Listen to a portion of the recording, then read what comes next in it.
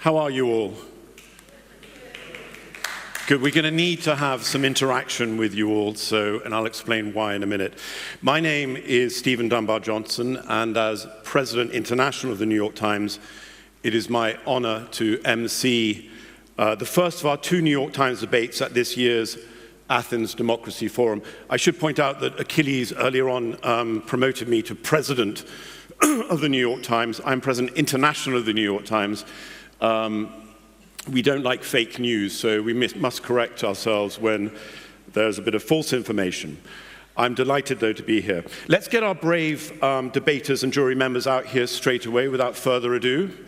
Come on out, wherever you are. Maybe they've fled in fear. Come on out.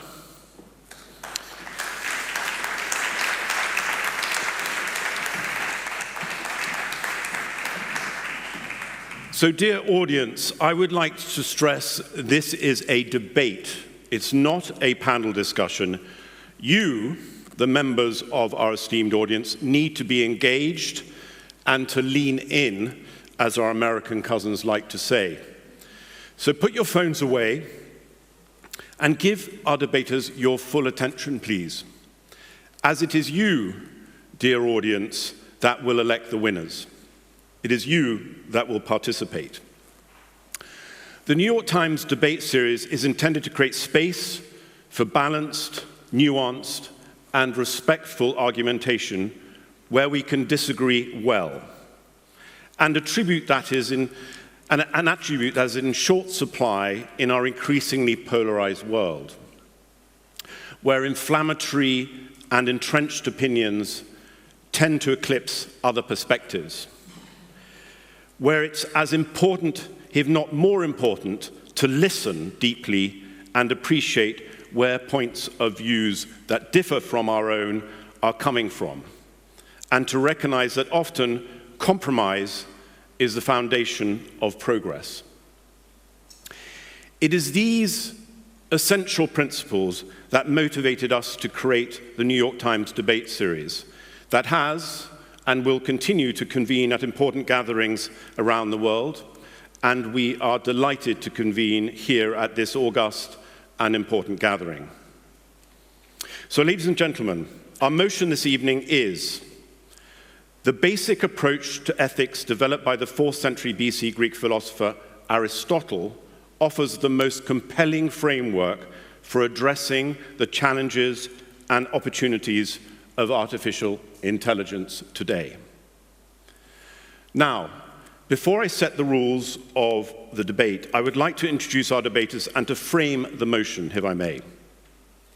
So the debaters for the motion, and I'd like you, when I mention your names, to wave so people can recognize you, are, first of all, Hélène Landemore, Professor of Political Science at Yale University, who we heard from earlier. Hélène is over there. And we have Peter Kirchschläger, Professor of Ethics, University of Lucerne, and Visiting Professor, ETH Zurich. Peter's over there. I'm getting confused. And the debaters against the motion are Fereniki Panagopoulou, Associate Professor and Director, European Laboratory of Bioethics, Technoethics, and the Law at Panteion University. Where are you? Over there. And Stavroula Tsinorema, Professor and Director, Center of Bioethics, University of Crete. See over there. So it's up to our debaters to make the case for and against our motion, and it will be up to you, as I said earlier, the audience, to decide using the highly sophisticated New York Times clapometer technology. You need to be loud, which is essential, and this is, I'm really the autocrat in the room, so essentially I will decide which of the motion receives the loudest applause after all the arguments have been made. Okay, so you have to influence me as to what you've heard to convince me of which side has won. I hope that's clear. Please remember, and this is important, part of the ethos of this debate is that our debaters are not necessarily speaking from a place of personal opinion. They are being assessed on their intellectual performance and ability to persuade, and may very well be arguing against their own personal conviction. So please, our wonderful audience, do lean, as I said before, lean into the theatrics of this moment and encourage the debaters as much as you can by clapping and cheering and generally being as noisy as possible when they make a good point. Actually, just to see how good you are, let's have a little warm-up to get you into the swing of things. For those of you who think constructive, respectful debate is essential for a functioning democracy, please clap enthusiastically now.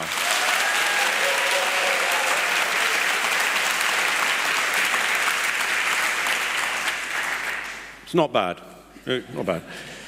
Okay, so listen up everybody, let me explain the rules.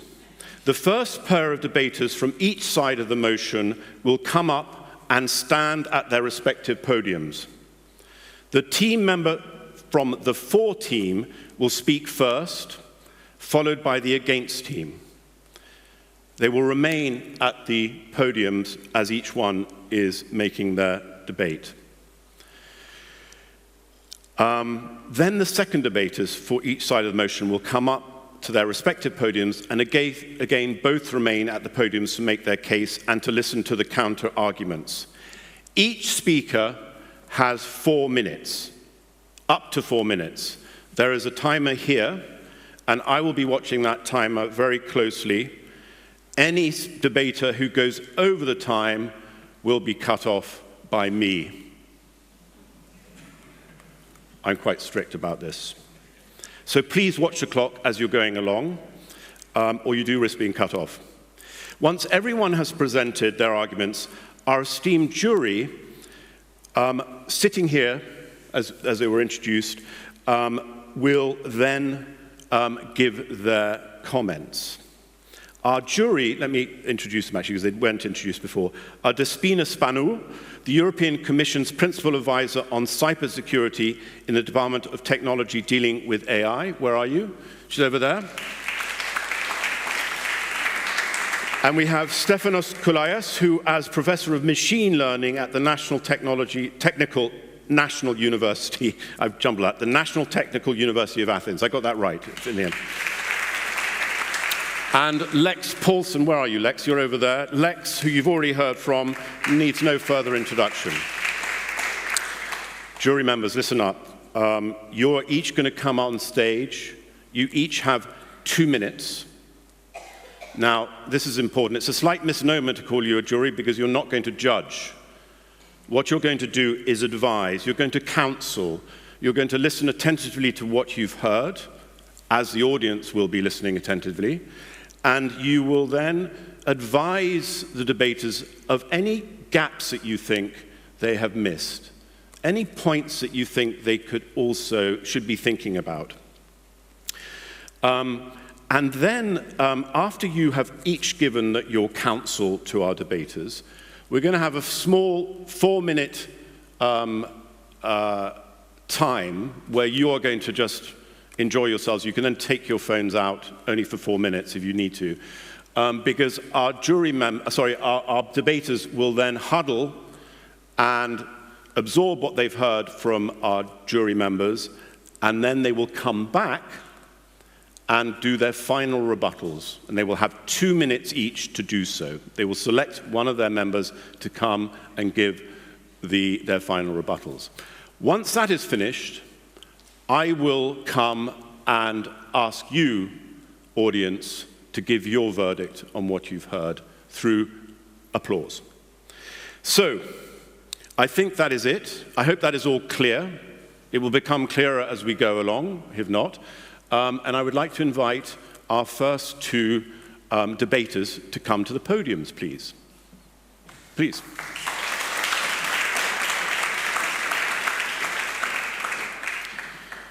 So, for the 4 team, you have 4 minutes, you watch the clock, and you can start now. In the context of our debate, I will try to demonstrate that the Aristotelian ethics offer a valuable insight for the use of AI. Aristotle's ethics help us ask not just what AI can do, but what it should do. It shifts the focus from efficiency to excellence, from automation to aspiration. Aristotle's emphasis on eudaimonia and phronisi aligns with the need for human-centered, context-centered, sensitive AI design. His ethics bring to the forefront the question, what kind of society do we want AI to help build? A central pillar is a human-centered approach to AI. Algorithms may ease our lives, but they can never replace free will. AI development must follow a human-centered approach, respect personal freedom and dignity, promote human well-being, and serve the public interest in order to guide and regulate the healthy and orderly development of the AI industry. Developers, providers, and users of AI are required to prevent and manage potential ethical risk. The promotion of human-centered and trustworthy AI lies in ensuring that applications serve people and are aligned with the fundamental rights and values. In essence, this means prioritizing human needs, values, and ethical principles. At the core of the human-centric theory lies the prohibition of altering the human condition. In this sense, technology is not an end in itself, but a means to advance human progress, addressing real challenges on the basis of human dignity and ethical principles. Therefore, AI must foster the well-being of people, protect their rights and freedoms, and improve their quality of life. Improvement entails tackling social challenges, such as the provision of health, education, environmental protection, and social justice. Emphasis is thus placed on a people-centered perspective while avoiding a technophobic stance. Ladies and gentlemen, the recent case of a minor suicide with assistance of AI demonstrated that AI must be grounded in the Aristotelian principle of eudaimonia and phronesis. In the case at hand, AI applications should promote individual well-being rather than human marginalization, degradation, or decline. This means that they must be recognized as a tool that supports and inspires people to improve their quality of life by making use of the unique human abilities. In this sense, measures must be taken to ensure human well-being to the greatest extent possible. Therefore, if someone exhibits suicidal tendencies, they should automatically receive help to overcome their problem and never be given instructions on how to commit suicide. This is how we should build AI applications. They must be controlled by human beings. The principle of do no harm plays a central role in the sense of protecting the life and health of individuals. In this light, AI tools must not be used in ways that cause actual, potential, or psychological harm or damage. Preventing or averting harm includes preventing both potential, unforeseeable, and malicious harm alike. It follows naturally from the principle that AI is not allowed to provide instruction that could cause someone to commit suicide. Thank you very much. Very well done. Well, 12 seconds to spare. Well done. Remain at the podium. Let's reset the clock. The clock has been reset. 4 minutes start now. Ladies and gentlemen, the motion before us suggests that Aristotle's 4th century BC framework of virtue ethics is the most compelling way to think about the challenges of artificial intelligence today. I want to argue against that claim, not because Aristotle's philosophy is irrelevant or wrong, it has lasting insight and is indeed very attractive, but because it's not the framework we most need in this moment. First, ethics is too narrow. Framing AI purely as an ethical question misses the bigger picture. AI is not just about how individuals or companies should behave virtuously. It's about governance, power, and legitimacy. Who decides how AI is used? Under what rules? And accountable to whom? Ethics can guide personal conduct, but AI shapes entire societies, maybe the world. To address it, we need political frameworks, not just moral ones. Second, Aristotle politics, if we are going to follow where its ethics lead, is too elitist. Aristotle's virtue ethics is inseparable from a politics of excellence, which excluded women, slaves, and foreigners. It is a framework built on hierarchy and exclusion. Translated into today's debates on AI, it risks reproducing a technocratic or elitist model, where the virtuous few will tell us how to think. But AI governance in the 21st century must be inclusive, participatory, and democratic. Third, the ethical framework itself, if there must be one, should be democratically chosen. Even if we accept the need for ethics, why should Aristotle's virtue ethics be the framework? Why not utilitarianism, Kantian duty, Confucian relational ethics? Or better yet, the frameworks that democratic communities locally, collectively choose. The strength of modern democracies lies in pluralism, in allowing citizens, through deliberation and institutions, to decide which moral frameworks guide the technologies that affect us all. To preordain Aristotle as the most compelling is to let a philosopher from antiquity make that choice for us. So, while Aristotle is an important figure in the history of ethics, and his virtue ethics has some merit over competing ethics, his framework is neither the most compelling nor the most democratic guide for AI. What we need is not one philosopher's ethical framework, but an inclusive deliberative process that lets us think and decide together for ourselves. So instead of reaching out for an old book, the way we reach out to ChatGPT today, I think we should engage in a live, vibrant, localized, context-responsive deliberation about our common future. Thank you. Thank you.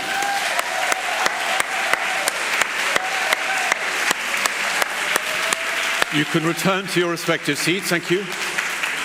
Let's call up our next two debaters. And we're going to continue with the for side starting and the against side rebutting. So, the clock has been reset. You have 4 minutes. Are you, everything set? Ready to go? Please go. Good evening, everyone. I think it would do injustice to Aristotle to say that he is exclusive, elitist, or anything else that was kind of splayed out beforehand. Aristotle was the one who defended a participatory way to think. He was the one who has presented us first virtue ethics as an argument that we need Aristotelian ethics for organizing AI in an ethically sound way. Why? Because virtue ethics by Aristotle highlighted the priority we should set in technological progress, namely human flourishing. Human flourishing. We shouldn't strive for efficiency. We shouldn't strive for effectiveness with so-called AI. We should strive for human flourishing. The second argument why Aristotelian ethics is the most compelling ethical school we should rely on organizing so-called AI is because it helps us to understand that we cannot delegate ethics to so-called AI. We shouldn't delegate ethical decision-making to so-called AI. Why? Because virtue ethics gives us a clear idea how much contextualized ethics needs to be. In every concrete encounter with concrete humans, we as humans need to strive for the ethical solution, the ethical right thing. And we learned that from no one else than Aristotle. And let me add that we shouldn't debunk ethical principles and norms which were in place for centuries just because we have some new technological applications. Instead, we should use that wisdom to inform us in finding ethically sound technology-based solutions including so-called AI. And third and last but not least, Aristotelian ethics is the most compelling ethical theory which needs to apply to AI, because Aristotle was crystal clear that ethics is not enough. Aristotle framed his ethical thoughts by emphasizing that there are some questions in reality, there are issues of such a weight for society that cannot be dealt just by ethics. There needs to be laws in place. And that's exactly what we should learn also from Aristotle, namely that besides ethics by design in the field of so-called AI, we need strict global regulation of so-called AI, and we need firm enforcement of this global regulation of so-called AI. Based on my research in dialogue with Aristotle, I would suggest that we should organize that global regulation in a human rights-based way, and that we should establish an international agency for AI at the UN to enforce that global regulation. Thank you so much for your attention.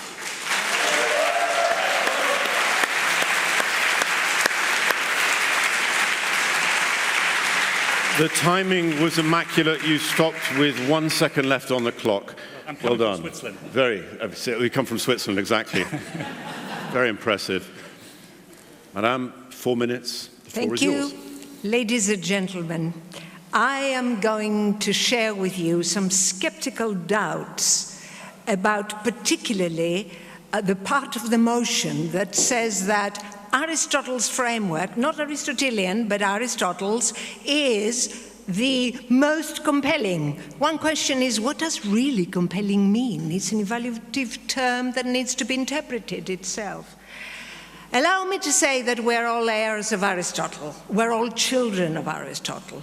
But we have to be very careful when we go back to Aristotle, how we do it and why we do it. And in this particular respect, I would not like to be eclectic, and I would not like to be anachronistic. Therefore, why do we go back to Aristotle? We go back to Aristotle because he initiated a very important heritage in ethics and human civilization, a crucial understanding of ethics as practical reason. And he went against his teacher, Plato, who said that ethical knowledge can be reduced to scientific knowledge. A good scientist could be, eo ipso, is a good person. No, says Aristotle. So we have to divide reason, theoretical, scientific, and practical reason, which is autonomous. But then here comes the difficulty and the difficult part. What do we take from Aristotle's grounding of this idea? Because his grounding is based on a very robust, ontological, realist, teleological, metaphysical backing. Is that backing, his physics and his metaphysics, good enough to guide our action in our modernist societies, pluralistic, but also with many contingencies, indeterminacies, antagonisms, and all that? I think not. I think we have to move on from Aristotle to something more to guide human agency. The good for man. For Aristotle, it was absolutely determinate, and it was tied up with his conception of the teleology of nature. We have gone well beyond that. His notion of virtues, yes, of course, virtuous life, we need that. Solidarity, beneficence, and so on and so forth. But to associate it with a determinate, contentful conception of happiness doesn't really apply to our times. Sometimes we have to be virtuous at the cost of our happiness and not because of our happiness. The basic idea I think, is that we need an autonomous ethics, autonomous in the ancient Greek sense as self-legislation, normative self-legislation, which takes account our autonomous projects, shareable, and in collaboration with all others. We need a new ethics of autonomy, and Aristotle could only be the very starting point. Thank you very much. Thank you. Please turn to your seats. So, well done. Very compelling arguments on both sides. Jury members, I'm going to ask you, as I said at the beginning, one by one to come up and give your observations. Again, not your judgment, your counsel of what you heard, what you liked, any gaps that you see. Let's start. Despina, would you like to come up and start? Why not? Please. 2 minutes. You're on the clock. And I will cut you off. I don't normally cut off commissioners or people important, but I am in this role and I'm going to take advantage of it. So you have 2 minutes. So we heard many things. We heard a lot of theory, a lot of ethics, a lot of Aristotle, a lot about values. We didn't hear how we want this world to operate. Do we want a world that relies on individual, autonomous decisions of each person that has control over something big? We didn't hear a lot of examples. How are we going, you speak of suicide, that was a very good example. But how are you going to explain to the society that in today's world, a pharmaceutical substance, a medical device, takes years before it is authorized and goes through scrutiny before it is in the market, and AI is just out there on its own? How are you going to explain to the society that no, we will rely on autonomous decisions of the people who use AI to multiply cyber attacks and create a mistrust on our digital society, and we'll go analog? Back to Aristotle times. We didn't hear such examples. You spoke of an international agency under the UN. Is everybody good in the UN? Did you see what happened last week in the UN discussions? These people will agree on running AI. So, whereas you were all making very compelling arguments, we miss the link to the truth, the link to today's world, and how are we actually going to do that? The Aristotle values apply in all cases anyway. Thank you very much. Now, remember, debaters, take notes, listen attentively, because this council should help inform your final rebuttals. Okay, Stefanos, would you like to come up in 2 minutes? Thank you very much for this debate. My background is technical. I'm working with neural networks AI for 40 years. So my questions will be towards, from the technical perspective, how the feasibility or what we're lacking today from a technical perspective in both ways. In the four the Aristotle's the opinions, I haven't heard if we are targeting AGI, that means general AI, how this fits with the human in the loop, the human-centered. How can the human have control there? Moreover there, if we're speaking about agentic AIs, where agents interact in seconds, how can really human be involved in this decision? This is one question. The second is feasibility. We have heard the market approach, the state approach to AI, the regulatory approach to AI in different continents. How this can be really combined by the virtues and all the well-being that we target through the Aristotle's theory.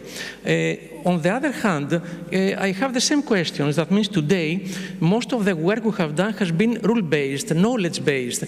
We have not included there any that the outcome should be for the common good, for really democracy, unless we combine the knowledge-based, the rule-based approach with virtue, with the combined with what Aristotle has mentioned as the practical, really virtue approach. If we don't do that, then it'll continue splitted.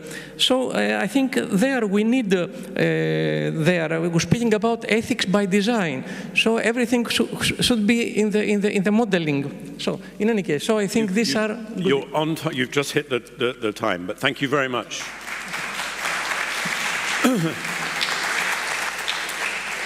Lex, the floor is yours. The clock has been reset for 2 minutes. I'll jump right to the chinks in the armor of both sides. Of the four side, you simply have to address the biggest argument against Aristotle, that he believed in natural hierarchies and found the domination of women by men, the domination of the enslaved by the free to be completely normal and acceptable.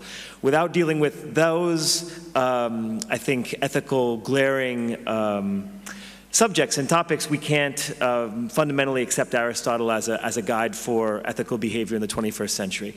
To the against side, you seem to think, Hélène, that it's possible to begin a democratic deliberation essentially from scratch with no common ethical foundation. Well, you know as well as I that every democratic community must have some common starting point when it comes to values, when it comes to basic principles that guide the deliberation that's going to take place. If not, then how is a democratic decision-making possible? And you didn't address any of the alternatives, and as we know, the two major alternatives of ethical principles, being Kantian ethics and utilitarianism, suffer from the same problem of searching for algorithmic answers to ethical dilemma, whereas Aristotle starts from the idea that human flourishing is something everyone can agree that we want, that we don't always know what the proper definition in the situation is, and so versus the other ethical systems gives a much better, more open-ended, more flexible set of thinking tools to think through dilemmas. The ethics of autonomy, aren't we fragmented and individualized enough already? Doesn't Aristotle help us reconnect with our basic identity as a politikon zoon, to want to live in communities, to think communally, and to agree that flourishing ultimately is the most important value of all? Thank you. Wonderful. So our jury members have added more flesh to the bone which you are going to chew on over the next 4 minutes, debaters. We're going to set, well, the clock is set. I'm not going to start it yet. You're going to convene, you're going to listen, and then you will decide which one of you is going to come up and do the final rebuttal, and the final rebuttal will be for 2 minutes. So we're going to start the 4 minutes.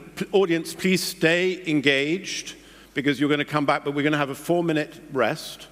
Absorb what you've heard, and be respectful for our debaters when they come back. So, 4 minutes, starting now. So, you both have 2 minutes. I'm going to swap it out, so we're going to have the against side start, okay? So you have 2 minutes. I thought it was 4 minutes. No, you have 2 minutes. Only 2 minutes. 2 minutes. Oh, dear me. 2 minutes. Right. Okay. And I will cut you off after 2 minutes. Oh. So, 2 minutes starting now. Who's going to start? Me? You. Right. I'll give you another 5. Allow me first to clear up a confusion about the notion of autonomy. We here in Greece know the Greek word autonomia, self-legislation, enomos, to ourselves. This is the ancient Greek notion of autonomia, and that's the one I alluded to when I said an ethics of autonomy.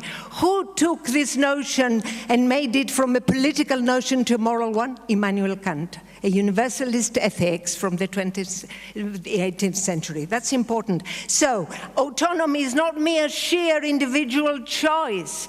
It's acting on principles. It's principled, rational choice, law-like, shareable principles. We need those principles. Regarding the common good, define the common good. The common good for whom? The Germans, the Chinese, the Africans? How are we going to go about sorting out this substantive notion? Don't we better need shareable principles, principles which can be valid from the standpoint of all, Africans, Asians, us, everybody? Let's try and work hard to work on such a framework which will incorporate insights from Aristotle, from the huge traditions of the past, including the Enlightenment tradition. Yes, we need that. And of course, AGI. We will be very thoughtless beings to proceed with this visions, because if we ever get there, of course AGI will have its own rules, its own ethics, and we don't know what that's going to be. So lastly, I think we need a framework which will incorporate ethics, the law, regulation, politics, but it will stem from the participation of all agents, of all human beings around the globe. More participation is my last word. More participation. Thank you.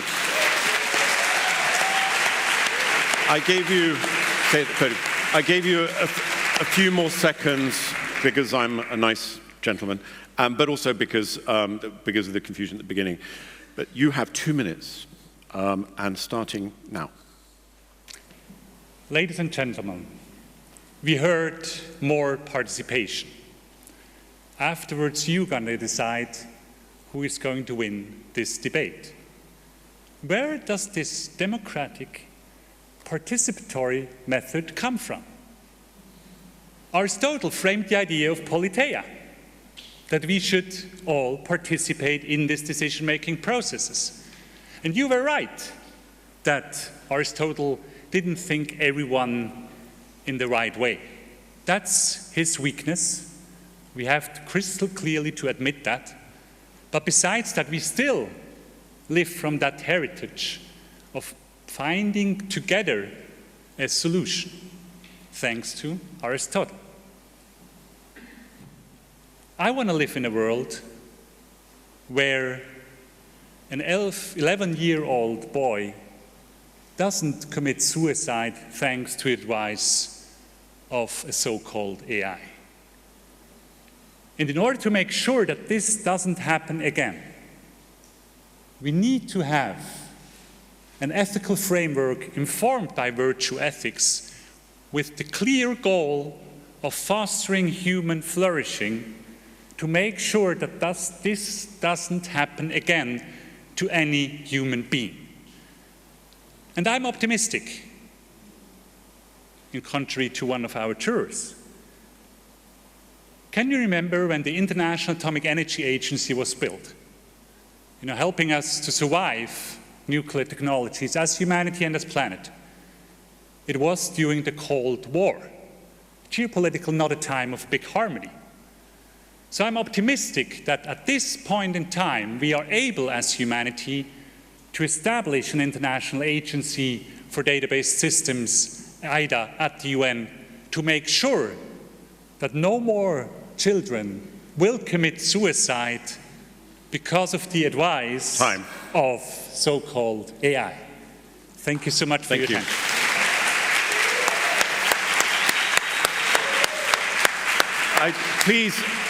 It takes a lot of courage to come up and debate these things, so let's all give them all of our debaters, please give them a round of applause.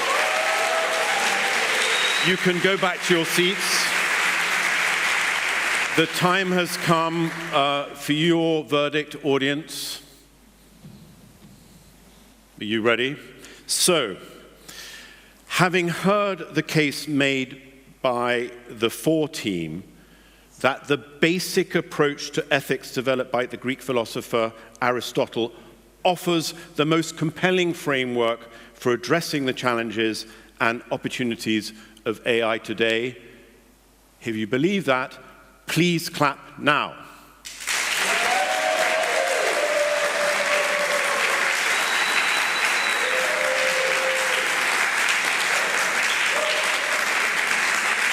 Okay. Interesting. For those of you having heard the arguments of the against team, that the basic approach to ethics developed by the Greek philosopher Aristotle does not offer the most compelling framework for addressing the challenges and opportunities of AI today, please clap now.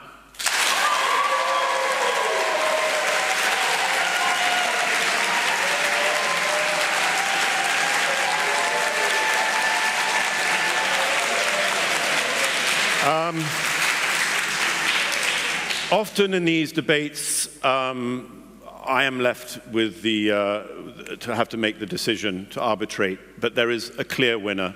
Congratulations, the against team.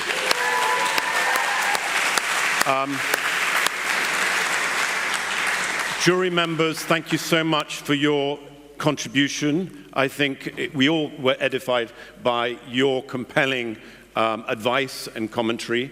I'd like to thank the folks at the Athens Democracy Forum for giving us this platform. And particularly, I'd like to thank you, the audience, for your participation. It's it's great to have you here. And again, the reason why the New York Times does these debates is to have this idea of respectful dialogue, listening to both sides. These are skills that are needed desperately in today's world. So thank you very much for participating.